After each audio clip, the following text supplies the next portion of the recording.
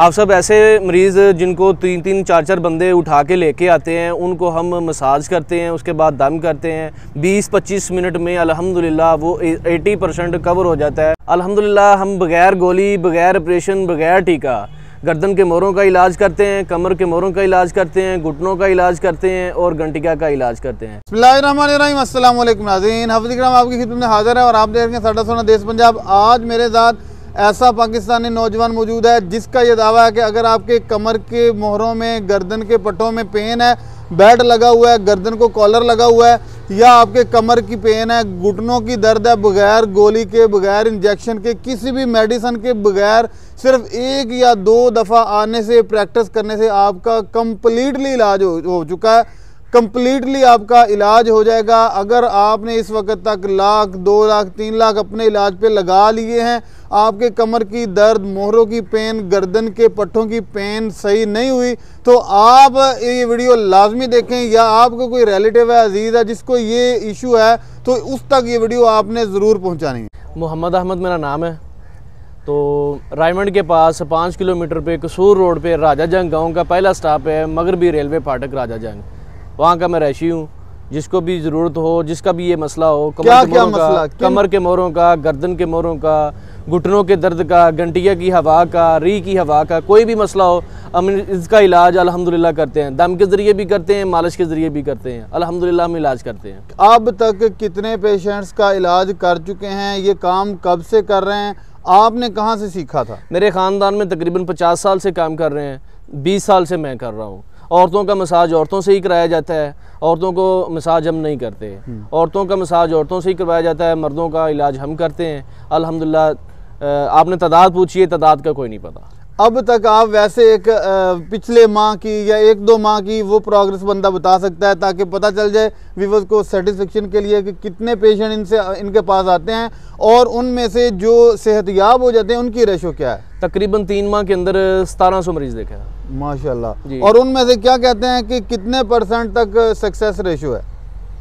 80% से प्लस है माशाल्लाह। अच्छा, इलाज करते कैसे हैं? एक तो हम वीडियो में दिखा भी रहे हैं, लेकिन इसके साथ आपका ये बहुत बड़ा दावा है कि कोई दवाई नहीं आप देते, कोई आप इंजेक्शन नहीं लगाते, कोई पेन किलर टैबलेट नहीं देते, क्योंकि वो तो एलोपैथिक है, कोई होम्यो का इलाज भी नहीं करते। करते क्या, जादूगर हैं आप? मसला ये है कि हम तो खिदमत खलक करते हैं, अल्लाह को याद करके। एक तो दम करते हैं, बाइसे शिफा है, अल्लाह का नाम, अल्लाह का कलाम बाइसे शिफा है, हम कलाम पढ़ते हैं। और उसके साथ हम मालिश का तेल इस्तेमाल करते हैं, मसाज करते हैं। मसाज से काफ़ी अल्हम्दुलिल्लाह जो ना लोगों को अल्लाह ने सेहत याब की है। दम तो सिर्फ बरकत की वजह से करते हैं। अच्छा सर, जिन मसाइल का आप इलाज करते हैं, असल में बताइएगा वो इश्यूज़ पैदा कैसे होते हैं? क्योंकि पाकिस्तान के बहुत सारे इलाके हैं, आप जो बीमारियां बता रहे हैं शायद कि बहुत सारे लोगों को उन इश्यूज़ का आपके बताने से पता ना चले, तो ये बता दीजिएगा ये कमर का, ये गर्दन के पट्टों का इशू है, ये किन किन वजूहात से पैदा होते हैं? इनकी वजह क्या है? ये गिरने की वजह से भी हो जाता है, वज़न उठाने की वजह से भी हो जाता है,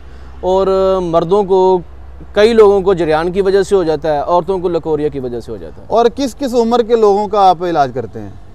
ये मसाइल किस उम्र तक होते हैं और किस किस उम्र के लोग आपसे इलाज करवा सकते हैं? आजकल ये तो हर एज के बंदे का मसला बन चुका है। 18 साल से लेके ज़्यादा तो ये 70 साल तक ये मरीज चल रहे हैं, इनको ज़्यादा मसला है। औरतों के भी बहुत ज़्यादा मसाइल आ रहे हैं और मर्दों के भी ज़्यादा आ रहे हैं। होता यह है कि अगर कोई बंदा किसी चीज़ की ट्रीटमेंट करवाता है तो उसके बाद उसके कुछ रूल्स होते हैं, उसको फॉलो करने पड़ते हैं, कुछ उसको SOPs पे अमल करना पड़ता है। कोई बंदा आपसे इलाज करवाता है तो उसके बाद उसको कब तक SOPs कौन कौन से हैं जिस पे अमल करना पड़ेगा, क्या क्या एहतियात बरतनी पड़ेगी? ओनली 7 दिन के अंदर अंदर मुकम्मल बंदा सेहतयाब हो जाता है। पहले तो जब ये हमारे पास आते हैं तो 80% प्लस जो है ना बंदा पहले दिन ही ठीक हो जाता है। कईयों को दूसरे दिन फ़र्क पड़ता है, तो कई को पहले दिन ही पड़ जाता है, लेकिन ज़्यादा तो 7 दिन के अंदर अंदर मुकम्मल आराम आ जाता है। लस्सी, चावल, दही का परहेज़ बताते हैं, और ये चारपाई पे ना बैठना है ना लेटना है। आपके पास कितनी दफ़ा आना पड़ेगा और किन किन अय्याम में आना पड़ेगा,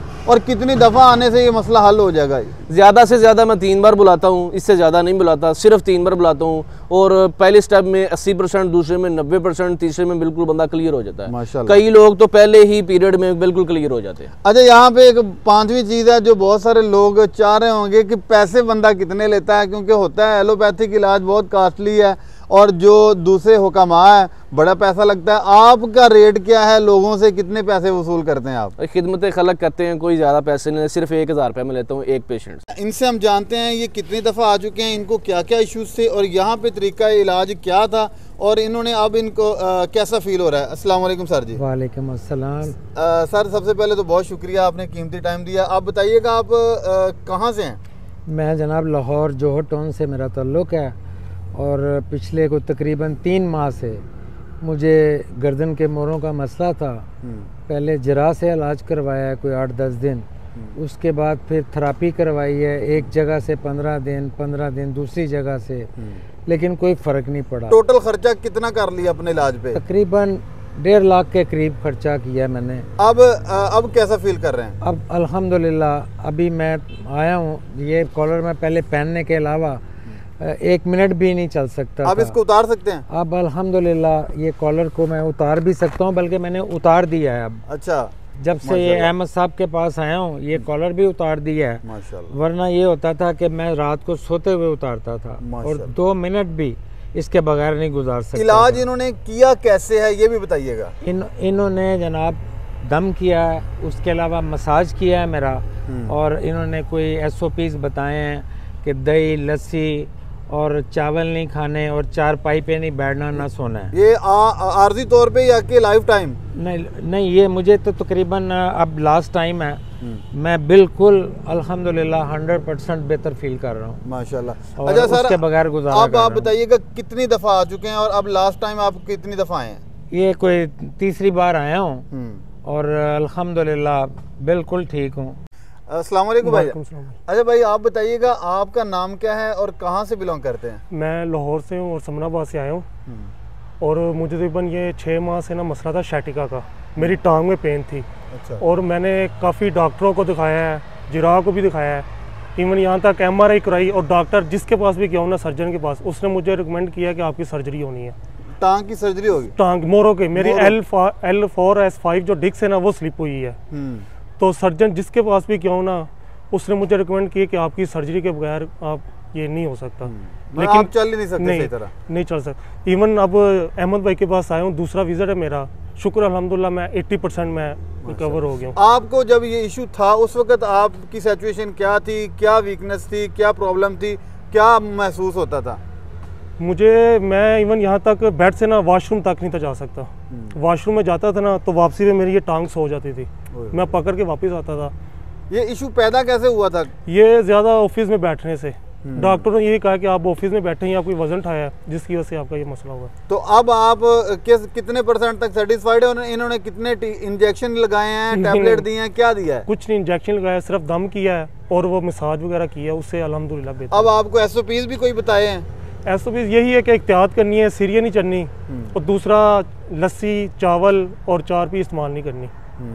तो जी विवाद, ये कोई इसमें क्रिएटिविटी नहीं है, ये हकीकत है, जेन्युइन है। ये सारे लाहौर से, इनका हम शुक्रिया अदा करते हैं। ये मेरे भाई हैं, ये भी लाहौर से हैं, और ये अहमद साहब भी हमारे साथ ही मौजूद हैं। जबकि इन्होंने कुछ फीमेल्स की वीडियो भी हमारे साथ शेयर की, मुमकिन हुआ तो वो भी हम इस वीडियो में एक साइड विंडो में आपके सामने रखेंगे।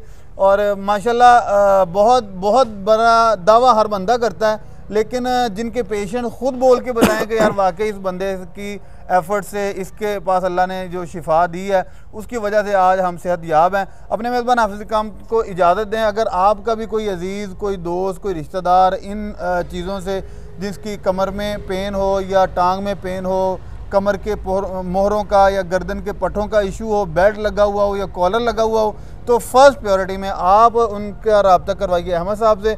और मुमकिन है कि आपका उनको रिकमेंड करना भी सदका जारिया हो और अहमद साहब का सदका जारिया हो। तो इसके साथ ही अपने मेज़बान हाफिज़ इकराम को इजाज़त दें। इंशाल्लाह नई वीडियो में दोबारा आपसे मुलाकात होगी, तब तक के लिए अल्लाह हाफिज़।